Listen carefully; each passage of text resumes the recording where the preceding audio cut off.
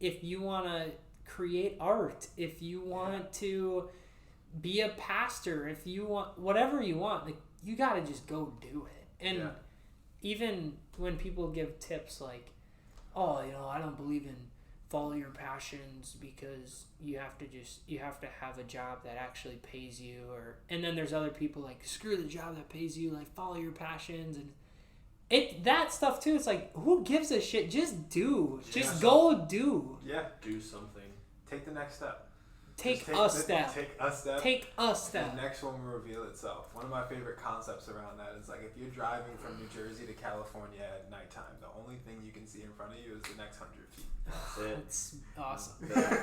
One that I was taught by a teacher of mine, similar to yours, he used the analogy of a train track. He's like, you can't change where the train track is going until you start to move. Like, you need to at least start moving, and then you can change where you're going. But trying to figure out the whole track from standing still isn't going to happen. And then I would also tell that person, I'd say two things. I'd say, number one, get really comfortable with death as fast as you can. Like physical death? Like the idea of you dying? Yes. And actually internalize and understand and meditate on the fact that you will die. And you could die tomorrow. That's what I'd tell that person. That's one of the areas, thanks to Jesse Itzler, he talks about this. Yeah. So does Ed Milet a little bit. Love Jesse.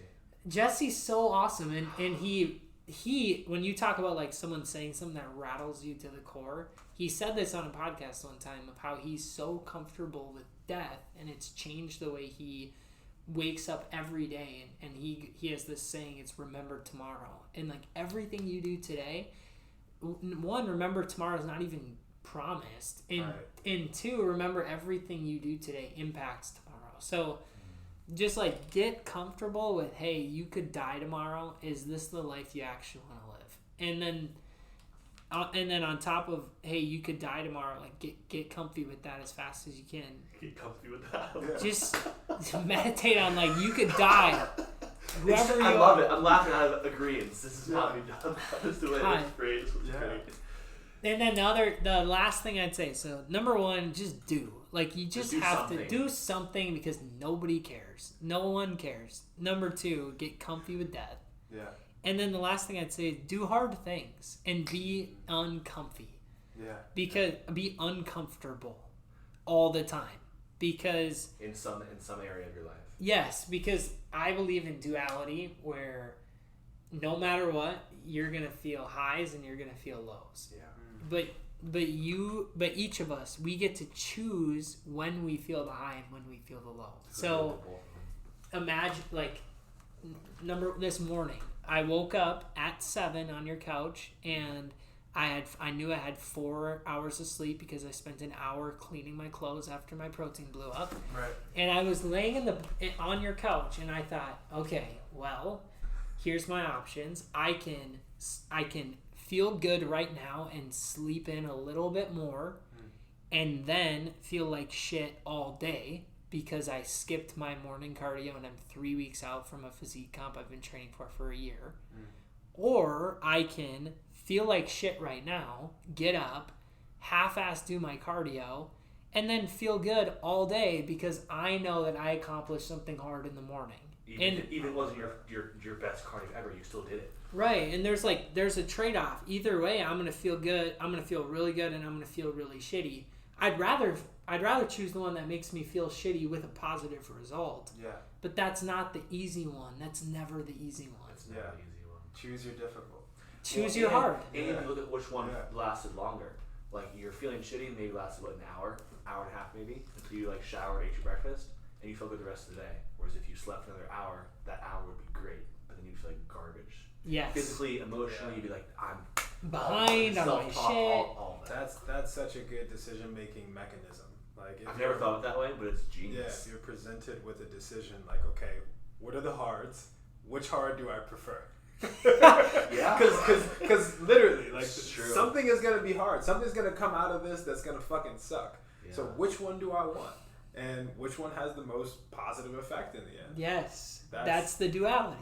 Yeah. And that's also the same with, you could apply that to anything. Like, going out and drinking one night. Like, okay, well, I could feel really good tonight and then feel like shit all day tomorrow. Yeah. And my bank account feel like shit. Or I could miss out on a couple hours tonight and just crush my day tomorrow.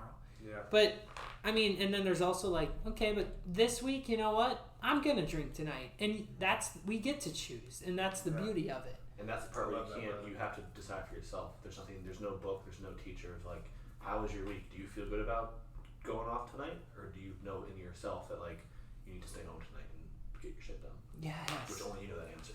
Exactly. No one else does. And nobody cares. And nobody cares. It's true. And remember, get comfy with that. I remember when I first learned the nobody cares part, I was like, oh, it's easy. So the people that take that personally, I'm like, you don't get it. It's not that they don't care about you, but it's like you need to care so much about whatever it is you're wanting to, because I can't care about it when you're doing it at midnight or waking up at 4 in the morning. That's when you need to care about it. So you have to care about it so much where it's just you. People will care and give you support, but it's not like, oh, I'm taking your dream on as my own. Like, that's your dream to tackle. So, last question. Just second last question. Okay. Last question. Just so the idea for this podcast is like we want you to come back in a couple years, whether it be 2, 3, whatever. So I'm curious if you could, in like a couple words, like what is your goal? Obviously you shared some already now, but like 10 years from now, like is it like owning a bunch of companies, having properties, retiring at 30? Like maybe you might not know. Yeah. So I have crystal clear. I have a lot of clarity around 2022, which we're in.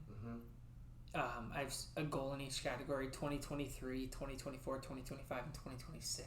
So I have next 4 years. Yeah, I have a goal in each category, and they all lead to each other. So that's why this year it's like I'm gonna play 2 songs by the end of the year, because next year it's gonna be 10, and then the year after that I'm gonna release an EP with Los. We're gonna clap. Fuck yeah, dude. Let's go. That's new on it. No. I'm gonna make sure I'm prepared. I was gonna say I'm gonna change my You're for goals sure for coming this back. year. You're for sure coming back. We got shit happen. Okay, cool. But so like the next 4 years, I feel very, very crystal clear. Yep. I tried to do goals for 2027, 2020, 2020.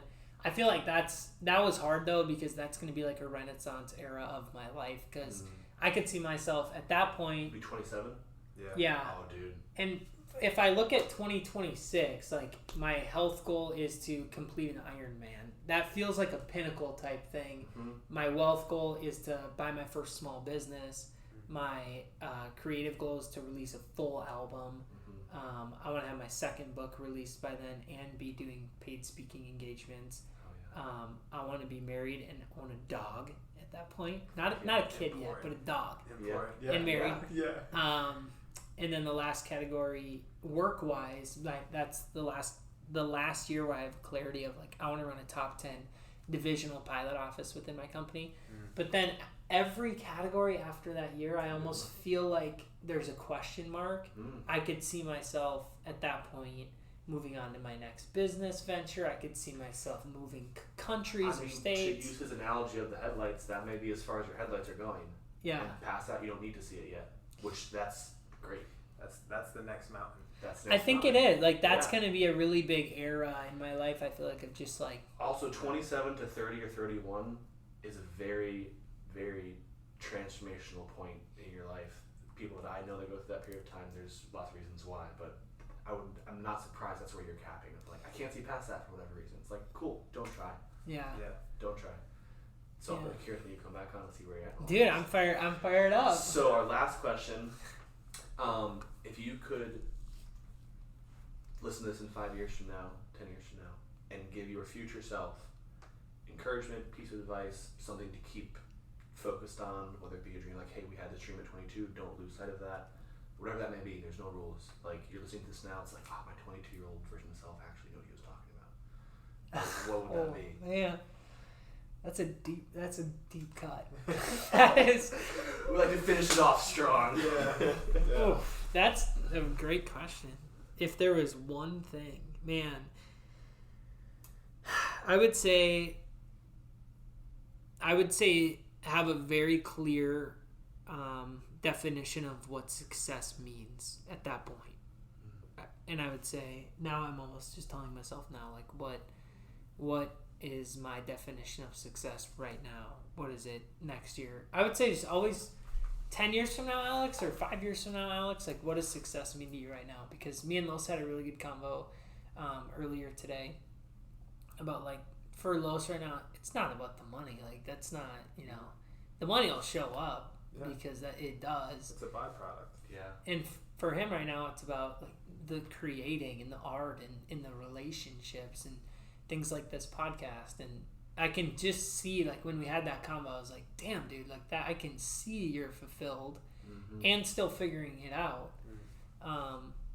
And for me right now, it's just like, I want to build. I was just going to say build. That's my word of the year. But, like, I want to build everything right now so that, you know, in 5 years I can be at the point where I can really sit and think and, like, put my mind in a different, you know, dimension, and, like, really figure out, like, what is the meaning of life to me? Like, what would be success to me? Yeah. So. And that's when we'll drop in and do your ayahuasca trip. That's when I head out with Aubrey Marcus and Los. Yeah, I love it. Well, this was an incredible episode, ladies and gentlemen, before Alex Funk was. Thank you so much for taking the time to listen to today's story. You can follow us on Instagram at before.they.were to stay up to date with what we are up to and to get in contact with us and any guests we've had in the past. We hope you use these stories as a beacon to show that you are the master of your own life and that no one can tell you how to live your life except for you. See you next time.